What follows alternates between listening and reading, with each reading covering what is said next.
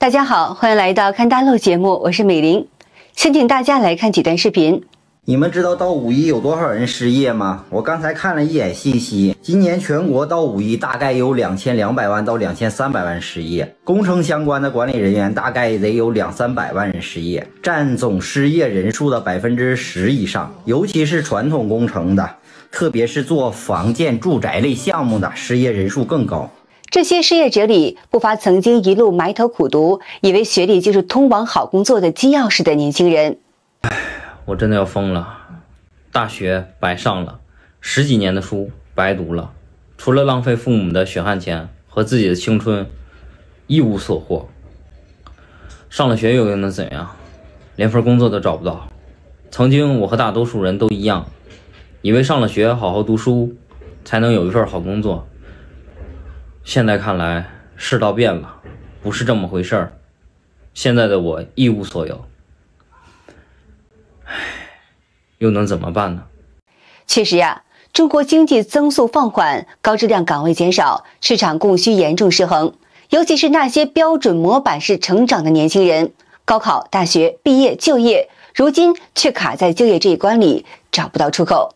今天看新闻才知道啊，按5年高校毕业生预计规模有1222万人，但是就业率呢才55.5%，有近一半的大学生他根本就找不到工作，他找到工作的基本上要么是在做销售啊，跑外卖送快递，还有的经常打螺丝去了。总是有人说大学生要脱下孔乙己的长衫，但是你想，一个家庭耗费10几年的人力财力去培养一个细伢子，他大学之后连一份合适的工作都找不到，瞬间都不知道这种10几年寒窗苦读的意义在哪里了。而不仅年轻人难，中年人也同样求职碰壁。一位工作20年的中年职员在社交媒体上分享了自己的经历。早上我还高高兴兴的去上班，结果下午老板就突然召集大家开会，说工作就到今天为止。大家都在讨论接下来怎么办。有2个男同事说，我们年龄都40多岁了，现在外面工作不好找。还有一个女同事刚生了2胎。大家都在说找工作各有各的难。我想到的是我每个月的固定开销，房贷、水电、吃喝拉撒，还有分期的信用卡。我每个月的固定花销就在1万块钱，还不算突如其来的就医。活着的每一天都需要成本，没有了收入来源，真的心里很慌。还有一位在北京打工的女生，手机里只剩40几块钱了，没有办法，只能向母亲求助。她红着眼圈讲述了自己的经历。我这个月发工资只发了3000多块钱，然后我就没钱了，我没办法，我就给我妈妈发消息，给我妈打电话，我说我没钱了，你那里还有钱吗？你先给我转个100-200块钱，我就这2天我就应该会发工资。那我父母其实他们过得也很艰难，他们也在很艰难的生活。然后他就说我手机里没有100-200块钱，但是我有现金。我说你手机有多少？他说还有60-70吧。我说那你先给我转50吧，我应该是够撑这2天。然后我妈就说行，然后挂了电话，他就迟迟没给我转。我就想到他肯定是跑出去给我换钱了，他并不只给我转50块钱。然后过了10几20分钟就很快，然后他就给我转了1000块钱。哎呀，其实我就想起了最近也挺火的那句话，说真正的啃老并不是不上班蹭吃蹭喝，而是你在大城市工作，你父母拿着他们自己的钱给你买车买房，还要帮你看孩子还贷款。当然我可能没有那么糟糕，但是本来就是我父母也不容易。更令大家无语的是，现在工作越来越卷，而且年龄还成了另外一个残酷的门槛。我刚在部上投了个简历，被拒绝了。拒绝的原因是不好意思，年龄不符合。我就问他是我年纪太大了吗？他说是的。我01年不到24岁，我还23岁，我都年纪有点大了。我竟然是因为年纪大被拒绝的。这个工作叫化妆品导购，上面写着接受小白。我点击一看，人家招17岁到22岁的。诶，我的确年纪大了，的确不符合。我有点不理解，为啥他化妆品导购要招17到22岁的？我23岁都有点大了。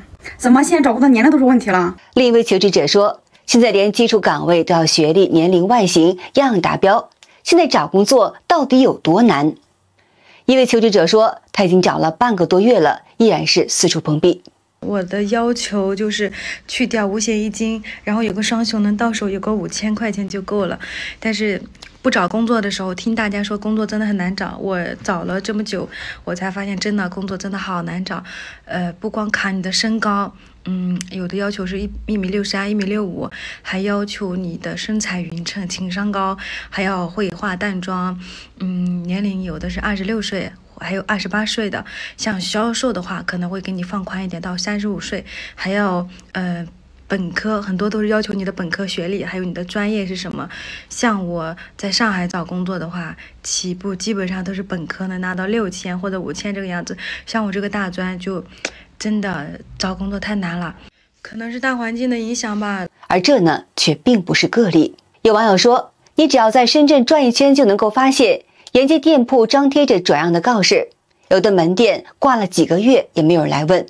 原本人气很旺的小吃街，如今整条街却都是空空荡荡的，连华润万家附近这样的位置都守不住人气了。现在很多的小公司呢，陆陆续续也都倒了，大公司呢，很多也在降薪裁员。就去年说要来买房的我那个客户，进去公司都8个月时间了，竟然说被裁员了，现在买房的事也要耽搁一下。你说现在最饱和的是什么？可能就是属于外卖员和网约车这2类了。他们现在呢也是狼多肉少，大部分下岗以后呢，他们都会选择去做外卖员、快递员、网约车。网友说，像深圳这样的高消费的城市，普通工资也难以支撑一家老小的生活。如今几乎所有的成年人都必须要工作，买房更是遥不可及，很多公司裁员严重，一个人要干几个人的活，压力巨大，却不敢辞职，因为外面机会不多，生活成本又是居高不下。现在出一趟门就得几百块钱，菜价比肉还贵，一家人开销勉强维持温饱，更不用提孩子补习、衣服、保险、物业等杂费了。如果你还有一份能够正常发工资的工作，交社保的工作，那已经是许多人都羡慕的状态了。其实老板们呢也是不好过，大企业和小商户都面临房租、水电、员工工资等巨大的支出，很多人只是硬撑着不亏本就算赢了。现在不是谁不努力，而是大环境太难了，各行各业都在卷，钱越来越难赚。有分析指出，现在经济问题不只是局部的困难，而是系统性的寒潮。未来几年可能会有近1半的国人面临着生存困境，中小企业是首当其冲的受害者，但是就连大型的国企也没能独善其身。有网友透露，他的朋友说是在央企工作的浙大毕业生，原以为找到了稳定的归宿，却在2025年被突然间通知裁员，必须在30天内另寻出路。他从毕业的时候就在这家央企里面工作，我们大家都认为这是一个铁饭碗，但是谁能想到啊，直接通知他30天内啊必须找新工作，他整个人都懵的，因为谁也没有想到央企的工作都这么不稳定了吗？其实这也不是个例外啊。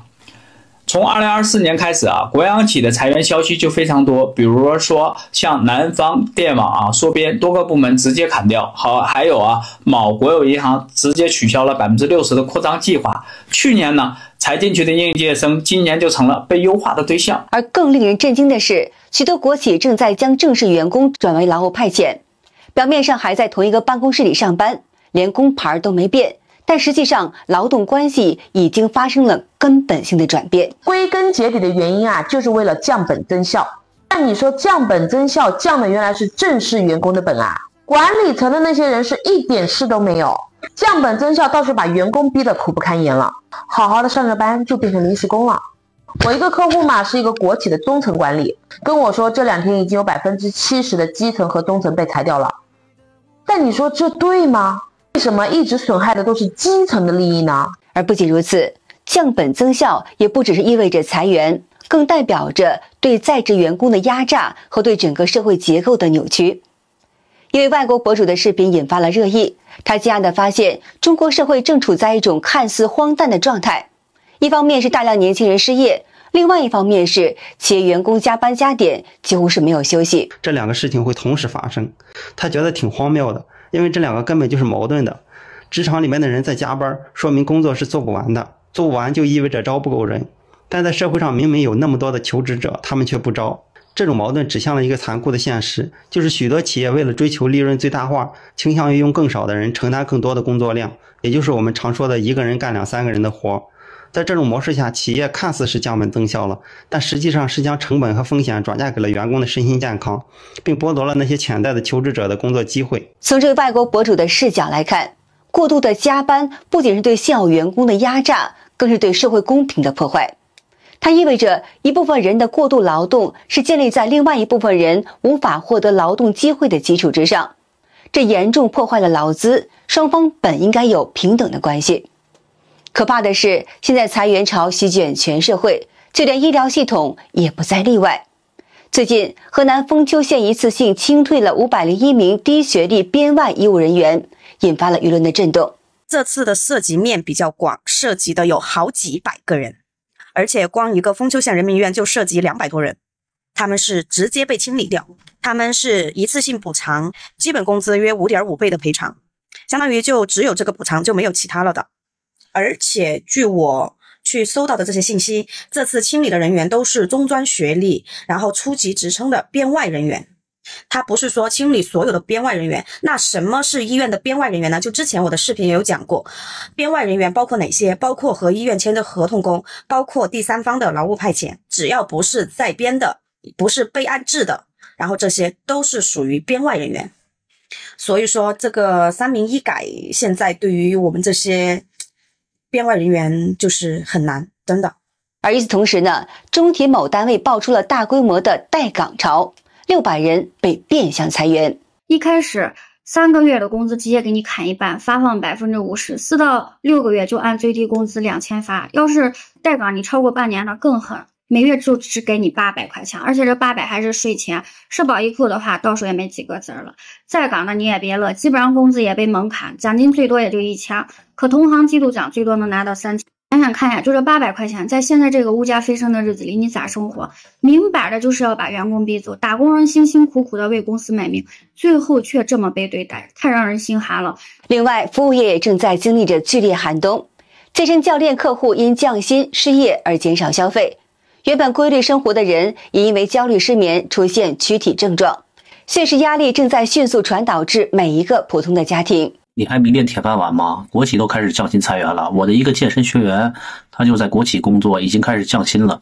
去年我有一个健身学员也是面临着调岗啊，从北京调到杭州了，从一个总部调到了一个刚开的分公司，待遇也是下降的。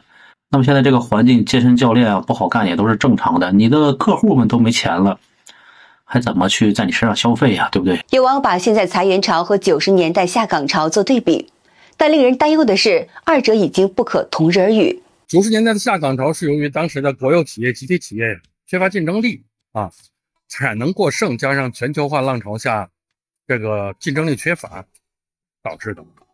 那时候正是中国经济高速发展的初期，下岗的人只要能够吃苦耐劳，基本上可以通过自主创业或者是到民营企业重新就业找到出路。网友指出，他是经历过上个世纪下岗潮，靠创业走过来的人。如今呢，这波裁员潮与当年有本质的不同，这次是由数字经济、人工智慧和自动化加速发展所引发的，对劳动密集型岗位的冲击更大，淘汰更快。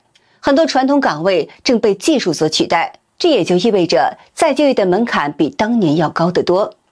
而更现实的是，90年代的我们虽说日子紧，但基本没有负债，而现在许多人背负着房贷、车贷，甚至是消费贷，一旦失业，压力比当年要沉重得多。据悉，目前全国债务压力沉重，据称已经有超过8亿人处于负债状态，政府、企业与个人都在透支未来。房地产市场的剧烈下滑则引发了连锁反应，影响上百个相关行业，不少企业或将在年底倒闭，农民工工资与材料款的支付将成为重大压力。家庭财富大多集中在房产上，房价下跌造成资产缩水，叠加收入下降与债务上升，很多家庭正在陷入财务危机。好的，今天就跟大家聊到这儿了，请您记得点赞、订阅、留言，并且分享给您的朋友们。感谢您的支持，我是美玲，我们下期节目见。